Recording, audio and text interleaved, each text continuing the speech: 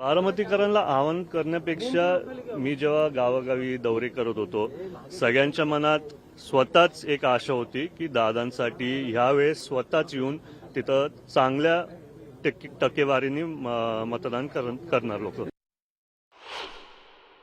विरोधक कोणी नाही स्ट्रॉंग, तुम्ही बोलताय ते बरोबर आहे, पण सगळ्यांनी ही निवडणूक एक रेकॉर्ड ब्रेकिंग मतधिक्यांनी वहिनीला व दादांना विजय व्हावं म्हणून सगळ्यांनी तसं श्रद्धांजली ठरावी दादांना, कारण दादांचं लीड नेहमीच विक्रमी राहिलेलं आहे. बरोबर, सगळ्यांच्या मनात तेच होतं की बिनविरोध झाली असती तर ती खरी श्रद्धांजली दादांना अर्पण झाली असती, पण तसं नाही झालं.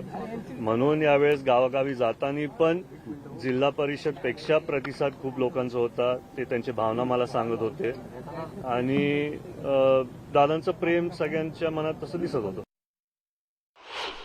पर्सनली मुझे मालूम है बारामतीकर जानते हैं क्या करना है क्या नहीं करना है, और इतने सालों से उन्होंने ये किया है तो अपील किया, अच्छी बात है, बिकॉज वो एक ही पार्टी में है तो एक साथ कोalition है. बट लोग समझदार है, बारामती के लोग 60 साल से पॉलिटिक्स को अच्छी तरह जानते हैं, वो बहुत समझदार है. ये एक इमोशनल वक्त है हमारे लिए, बहुत इमोशनल है क्योंकि दादा नहीं है.